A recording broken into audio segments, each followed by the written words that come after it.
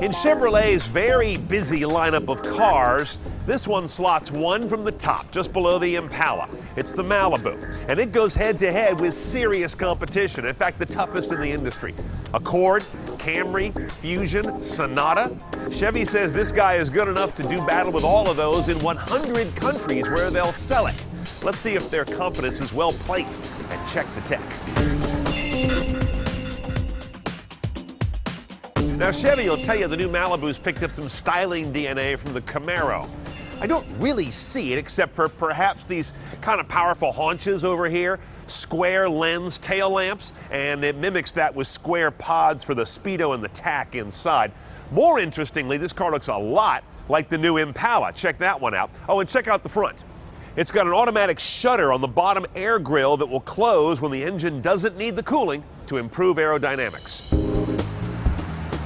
And the first thing I see inside the cabin of this Malibu is no cheap plastic crap. They've done a really good job catching up with Ford and Hyundai in particular, with the exception of GM's typical tendency to go over heavy-handed on the chrome. Your center console is rather Chevy Volt-like, but doesn't have the touch-sensitive panels. These are all real buttons, thankfully. I'm not a big fan of this touch-sensitive stuff when it comes to buttons. Key, though, is an interesting example. This car is part of this new trend toward feature radios. This is an LCD screen head unit. You would think it's got everything in it, but there's actually no navigation. This is sort of a basic interface, whether you have nav or not. Hit this little switch right here, and the whole thing flips up where your connected phone can live back there. Nice little light to see what's in there. Unfortunately, no power connector. Wouldn't it be nice to have a 12-volt outlet in there? Instead, I can put a charger down here and have a cable string down across my center console. No thank you. Now playing is an interesting shortcut. I kind of like how they've got that hardwired in here. Your energy screen we'll get to later. That shows you what your powertrain is doing. It's a big part of this car's story. We have Bluetooth hands-free, of course, standard, as well as streaming Bluetooth stereo audio on this car. Here's Pandora. Put the Pandora app on your phone, and the Chevy MyLink technology in here brings the interface up on the car's dash and blanks it out on your smartphone.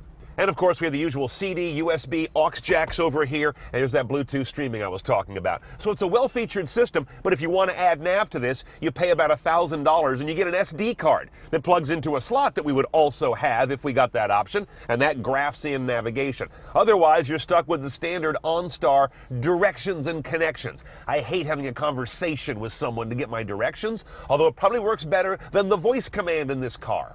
Help. I am sorry. I did not catch that. It's crappy like in most cars and nowhere near as good as in most smartphones. So auto industry, you still got to catch up. One choice only, 6-speed automatic right here, plenty of chrome on the top. And this little rocker switch on the top is your shiftable one. When you put it back in manual, that will change your gears. Otherwise, leave it and drive. No paddles, no slapstick nonsense, as it shouldn't have. Check out this gauge. The Eco gauge inside the tack is also part of a new trend. That will show you when you're either braking or accelerating too aggressively. Both are toxic to your MPG, a message that most drivers have never heard before, but car makers are starting to bubble that up with this kind of gauge. Now we have an interesting story in positioning here on this car. This Chevy Malibu Eco has a 2.4-liter engine with an electric motor assisting it. What does that sound like? That's a hybrid, folks, but you won't find a hybrid badge anywhere on this Malibu. You see, Chevy knows that hybrids are getting into weird territory for most car buyers, so they don't call it that, but that's what it is. 2.4-liter gas engine, 182 total horsepower, 172 foot-pounds of torque. It's also got auto start-stop technology when you come to a stop at a light or in traffic. That adds up to a total of 2537 mpg, or about 29 average. All the boy racer car magazines kind of jump on this one saying, you know, it doesn't have enough performance. I'm looking for real-world performance in a car like this, around town, on the freeway, back in the city, and I find that it does a very nice job on that. And yeah, I'm happy with the start-stop. The start-stop on this car works almost imperceptibly, which is exactly what it should do. And it's quick off the throttle. When you lift and you're getting ready to use power again, it gets it. It gets the car back up and running. There will be a 2.5-liter non-hybrid version of this car coming, as well as a 2.0-liter turbo, I understand. We'll check those out when they get here, but I would not hesitate to buy this powertrain right now if this fits the kind of car you're looking for.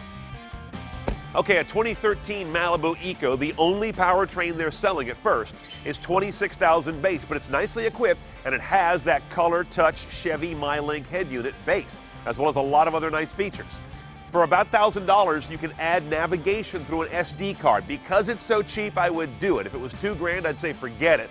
And another $1,000 a la carte will get you a sunroof.